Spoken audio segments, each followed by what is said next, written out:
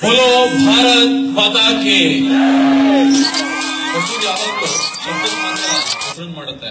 ಎರಡೂ ಕೈಗಳನ್ನು ಮೇಲಕ್ಕೆತ್ತಬೇಕು, ಭಾರತಾಂಬೆಗೆ ಜಯಕಾರವನ್ನು ಹಾಕಬೇಕು. ಭಾರತೀಯ ನಮ್ಮೆಲ್ಲರ ತಾಯಿ. ಬೋಲೋ ಭಾರತ್ ಮಾತಾ ಕಿ, ಬೋಲೋ ಭಾರತ್ ಮಾತಾ ಕಿ, ಜೈ ಶ್ರೀರಾಮ್. ವೇದಿಕೆ ಮೇಲೆ ಉಪಸ್ಥಿತಿರುವಂತಹ ಮಾನ್ಯ ವಿಶ್ವ ಹಿಂದೂ ಪರಿಷತ್ತಿನ ಅಂತಾರಾಷ್ಟ್ರೀಯ ಅಧ್ಯಕ್ಷರಾದ ರಾಘವ ರೆಡ್ಡಿಜಿ ಅವರೇ ಹಾಗೂ ವಿಶ್ವ ಹಿಂದೂ ಪರಿಷತ್ತಿನ ಗಣ್ಯರೇ, ಯಾವ ಭೂಮಿಯನ್ನ ವೀರಪಾಂಡಿ ಕಟ್ಟಬೊಮ್ಮನ್ ಹಾಗೂ ಸಾವಿರಾರು ಹೋರಾಟಗಾರರು ಭೂಮಿಯನ್ನ ಕಾಪಾಡಿದ್ರಲ್ಲ, ಅಂತ ಭೂಮಿಯ ವೀರಪುತ್ರರೇ ಹಾಗೂ ನನ್ನ ನೆಚ್ಚಿನ ಅಣ್ಣ ತಮ್ಮಂದಿರೇ. ನನಗೆ ಬರುವಾಗ ಒಂದು ಪ್ರಶ್ನೆಯನ್ನು ಕೇಳಿದ್ರು, ನಾನು ಇಲ್ಲಿ ಬರ್ಲಿಕ್ಕೆ ಮೀಡಿಯಾ ಅವರ ಪ್ರಶ್ನೆಯನ್ನು ಕೇಳಿದ್ರು, ಗಣೇಶೋತ್ಸವ ಅಂದ್ರೆ ಏನು ಅಂತ ಹೇಳಿ. ನಾನು ಹೇಳಿಕ್ ಬಯಸ್ತೀನಿ, ನಾವು ಯಾರೂ ಇಲ್ಲಿ ಗಣೇಶೋತ್ಸವವನ್ನು ಆಚರಿಸ್ಲಿಕ್ಕೆ ಬಂದಿದ್ರೂ ಸಹ ಜೊತೆಯಲ್ಲಿ ಸಂಕಲ್ಪವನ್ನು ಮಾಡ್ಲಿಕ್ಕೆ ಬಂದಿದ್ದೀವಿ. ನಾವಿಲ್ಲಿ ಬಂದಿರುವಂತದ್ದು ಸಂಕಲ್ಪವನ್ನು ಮಾಡ್ಲಿಕ್ಕೋಸ್ಕರ.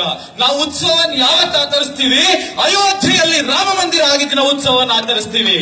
ನಾವು ಉತ್ಸವವನ್ನು ಯಾವತ್ತು ಆಚರಿಸ್ತೀವಿ? ಈ ದೇಶದಲ್ಲಿ ಒಂದು ಹಸುವಿನ ರಕ್ತವೂ ಬೀಳಲ್ಲ, ಆವತ್ತು ಉತ್ಸವವನ್ನು ಆಚರಿಸ್ತೀವಿ. ನಾವು ಉತ್ಸವವನ್ನು ಯಾವತ್ತು ಆಚರಿಸ್ತೀವಿ? ಕಾಶಿಯ ಕಳೆಯನ್ನು ತೊಳೆದು ಅಲ್ಲಿ ಮತ್ತೆ ಹಿಂದುತ್ವದ ಧ್ವಜ ಹಾರಿಸಿದ ಉತ್ಸವವನ್ನು ಆಚರಿಸ್ತೀವಿ. ನಾವು ಉತ್ಸವವನ್ನು ಯಾವತ್ತು ಆಚರಿಸ್ತೀವಿ? ಢಾಕಾ ಚಿಟಾಗಾಂಗ್ನಲ್ಲಿ ಭಾರತದ ಧ್ವಜ ಹಾರಿದಾಗ ನಾವು ಉತ್ಸವವನ್ನು ಆಚರಿಸ್ತೀವಿ. ನನಗೆಲ್ಲರೂ ಕೇಳಿದ್ರು, ಗಣೇಶೋತ್ಸವದ ಹಿಂದೆ ಇರುವಂತ ಅಜೆಂಡಾ ಏನು ಅಂತ ಹೇಳಿ. ನನಗೊಬ್ರು ಪ್ರಶ್ನೆಯನ್ನು ಮಾಡಿದ್ರು, ಗಣೇಶೋತ್ಸವದ ಹಿಂದೆ ಇರುವಂತ ನಿಮ್ಮ ಪೊಲಿಟಿಕಲ್ ಅಜೆಂಡಾ ಏನು ಅಂತ ಹೇಳಿ. ನಾನು ಹೇಳಿಕ್ ಬಯಸ್ತೀನಿ, ನಾವು ಯಾರನ್ನೂ ಮುಖ್ಯಮಂತ್ರಿ ಪ್ರಧಾನಮಂತ್ರಿ ಮಾಡ್ಲಿಕ್ಕೆ ಬಂದಿಲ್ಲ. ಪ್ರತಿಯೊಬ್ಬ ಹಿಂದುವಿಗೂ ಮುಖ್ಯಮಂತ್ರಿ ಪ್ರಧಾನಮಂತ್ರಿಗಿಂತ ಹೆಚ್ಚು ಗೌರವವನ್ನ ಈ ದೇಶದಲ್ಲಿ ಕೊಡಿಸ್ಲಿಕ್ಕೆ ಬಂದಿದ್ದೀವಿ ನಾವು ವಿಶ್ವ ಹಿಂದೂ ಪರಿಷತ್ತಿನ ಕಾರ್ಯಕರ್ತರು. ಲೋಕಮಾನ್ಯ ತಿಲಕರು ಗಣೇಶೋತ್ಸವವನ್ನು ಆರಂಭ ಮಾಡಿದ್ರು. ಸಾರ್ವಜನಿಕವಾಗಿ ಗಣೇಶೋತ್ಸವವನ್ನು ಆರಂಭ ಮಾಡಿದಂತವರು ಲೋಕಮಾನ್ಯ ತಿಲಕರು. ಯಾವ ವ್ಯಕ್ತಿಯನ್ನ ಕಂಡ್ರೆ ಬ್ರಿಟಿಷರು ನಡಕ್ತಿದ್ರಲ್ಲ, ಯಾವ ವ್ಯಕ್ತಿಯನ್ನ ಕಂಡ್ರೆ ಪರದೇಶರು ಓಡಾಡ್ತಿದ್ರಲ್ಲ, ಅಂತ ಲೋಕಮಾನ್ಯ ತಿಲಕರು ಗಣೇಶೋತ್ಸವವನ್ನು ಆರಂಭ ಮಾಡಿದ್ರು. 1894 ಗಣೇಶೋತ್ಸವ ಆರಂಭ ಆಯಿತು. ಗಣೇಶೋತ್ಸವ ಆರಂಭ ಮಾಡಿರೋದ್ರಿಂದ ಎರಡು ಕಾರಣ ಇತ್ತು. ಒಂದು, ಈ ದೇಶದಲ್ಲಿ ಯುವಕರು ಸತ್ತಿದ್ದಾರೆ, ಈ ದೇಶದ ಜನ ಎದೋಳಲ್ಲ, ಸ್ವತಂತ್ರದ ಹೋರಾಟದ ಕಿಚ್ಚು ಆರೋಗಿದೆ, ಇವರಿಗೆ ಸ್ವತಂತ್ರದ ಹೋರಾಟದ ಕಿಚ್ಚನ್ನು ಆರಂಭ ಮಾಡಬೇಕು ಅಂತ ಮಾಡಿದ್ರು. ಮತ್ತೊಂದೇನಂದ್ರೆ, ಈ ಗಣೇಶೋತ್ಸವದ ಜೊತೆಯಲ್ಲಿ ಹಿಂದೂಗಳೆಲ್ಲ ಒಟ್ಟಾಗ್ತಾರೆ ಅಂತ ಹೇಳಿ ಲೋಕಮಾನ್ಯ ತಿಲಕರು ಭಾವಿಸಿದ್ರು.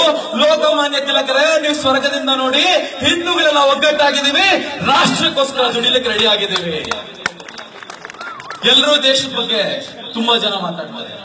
ನನಗೆಲ್ಲರೂ ಕೇಳ್ತಾರೆ, ನಿಮ್ಗೆ ಆದರ್ಶ ಯಾರು ಅಂತ ಹೇಳಿ. ನಾನು ಯಾವಾಗ್ಲೂ ಹೇಳ್ತೀನಿ, ನಮಗೆ ಆದರ್ಶ ತಾಯಿ ಜೀಜಾಬಾಯಿ ಅಂತ ಹೇಳಿ. ನಾನು ಎಲ್ಲೋದ್ರೂ ಮಾತಾಡ್ತಾ ಹೇಳ್ತೀನಿ, ನಮಗೆ ಆದರ್ಶ ಯಾವಾಗ್ಲೂ ತಾಯಿ ಜೀಜಾಬಾಯಿ ಅಂತ ಹೇಳಿ. ಶಿವಾಜಿ ಮಹಾರಾಜರ ತಾಯಿ ಜೀಜಾಬಾಯಿ. ನಮ್ಮ ಮನೇಲಿ ಯಾರನ್ನ ಪ್ರೆಗ್ನೆಂಟ್ ಇದ್ರೆ ನಾವು ಅವ್ರಿಗೆ ಹೋಗಿ ನಿಮ್ಗೆ ಏನ್ ಇಷ್ಟ ಅಂತ ಕೇಳಿದ್ರೆ ಅವ್ರು ಹೇಳ್ತಾರೆ, ನಮಗೆ ಹುಣಸೆ ಹಣ್ಣು ಇಷ್ಟ, ಮಾವಿನಕಾಯಿ ಇಷ್ಟ ಅಂತ ಹೇಳಿ. ತಾಯಿ ಜೀಜಾಬಾಯಿ ಹೇಳಿದ್ರು, ನನ್ನ ಹೊಟ್ಟೆಯಲ್ಲಿ 8 ತಿಂಗಳ ಮಗು ಇದೆ, ನನಗೇನ್ ಇಷ್ಟ ಗೊತ್ತಾ? ನಾನು ಎರಡೂ ಕೈಗಳಲ್ಲಿ ಖಡ್ಗ ಇಟ್ಕೋಬೇಕು, ನಾನು ಕಚ್ಚೆಯನ್ನು ಕಟ್ಟಬೇಕು, ಮುಘಲರ ರಕ್ತವನ್ನು ಭೂಮಿಗೆ ಹರಿಸಬೇಕು, ತಾಯಿ ಭಾರತೀಯನ ಪವಿತ್ರ ಮಾಡಬೇಕು ಅಂತ ಹೇಳಿದಂತವ್ರು ನನಗೆ ಆದರ್ಶ. ನಮಗೆ ಆದರ್ಶ ಯಾರು? ಛತ್ರಪತಿ ಶಿವಾಜಿ ಮಹಾರಾಜರ ಆದರ್ಶ. ಮುಘಲರ ಹೆಣ್ಮಕ್ಳನ್ನ ಸೈನ್ಯವಾಗಿ ಒತ್ತೊಟ್ಕೊಂಡು ಶಿವಾಜಿ ಮಹಾರಾಜರ ಮುಂದೆ ಬಂದು ನಿಲ್ಲಿಸಿ ಹೇಳ್ತಾರೆ, ಸೈನ್ಯ, ಶಿವಾಜಿ ಮಹಾರಾಜರೇ ನೋಡಿ, ನಿಮ್ ಮುಂದೆ ಒಂದು ಹೆಣ್ಮಗು ಇದೆ, ಹೆಣ್ಮಗಳನ್ನು ಒಪ್ಪಿಸ್ಕೊಳ್ಳಿ ಅಂತ ಹೇಳ್ತಾರೆ.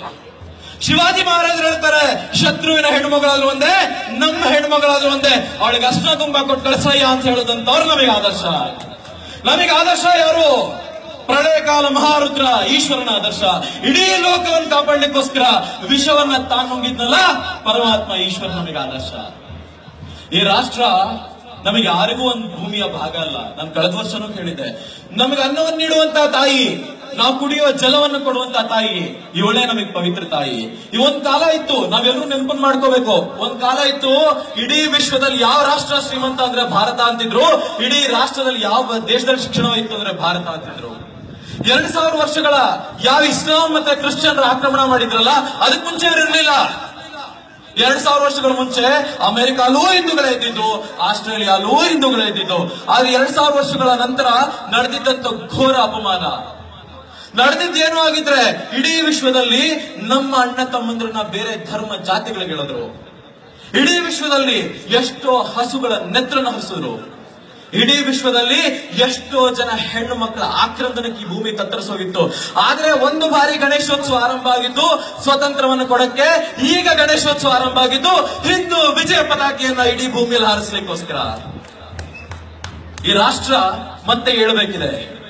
ಒಬ್ಬ ವೈಸಿ ಅನ್ನುವಂತ ಒಬ್ಬ ನಾಯಿ ಮಾತಾಡ್ತಾ ಹೇಳ್ತಿದ್ದ, ಭಾರತ್ ಮಾತಾ ಕಿ ಜೈ ಹೇಳುವಂತದ್ದು ಕಾನ್ಸ್ಟಿಟ್ಯೂಷನ್ ಅಲ್ಲಿಲ್ಲ ಅಂತ ಹೇಳಿ. ನಾನು ಕೇಳಲಿಕ್ಕೆ ಬಯಸ್ತೀನಿ, ಟೋಪಿ ಹಾಕುವಂತದ್ದು ಕಾನ್ಸ್ಟಿಟ್ಯೂಷನ್ ಎಲ್ಲೋ ಬರ್ದಿದೆ? ಟೋಪಿ ಹಾಕುವುದನ್ನು ಕಾನ್ಸ್ಟಿಟ್ಯೂಷನ್ ಎಲ್ಲೋ ಬರ್ದಿದೆ? ನಾನು ಪೊಲೀಸರಿಗೂ ಕೇಳಲಿಕ್ಕೆ ಬಯಸ್ತೀನಿ, ನೀವು ಗಣೇಶನ ಮುಂದೆ ಹಾಕುವಂತ ಸ್ಪೀಕರ್ಗಳಿಗೆ ಅಡ್ಡ ಮಾಡ್ತೀರಿ, ಗಣೇಶ ಹೋಗುವಂತ ದಾರಿಗಳಲ್ಲಿ ನಿಮ್ ಕಾರುಗಳನ್ನು ನಿಲ್ಲಿಸ್ತೀರಿ. ನಾನು ನಿಮಗೊಂದು ಮನವಿಯನ್ನು ಮಾಡ್ತೀನಿ ಪೊಲೀಸರೇ, ಬಾಂಬೆ ಹೈಕೋರ್ಟ್ ಹೇಳಿದೆ ಮಸೀದಿಗಳ ಮುಂದೆ ಇರುವಂತಹ ಲೌಡ್ ಸ್ಪೀಕರ್ಗಳ ಮೊದಲು ತೆಗೆಸಿ ಭಾರತದ ನ್ಯಾಯಾಂಗ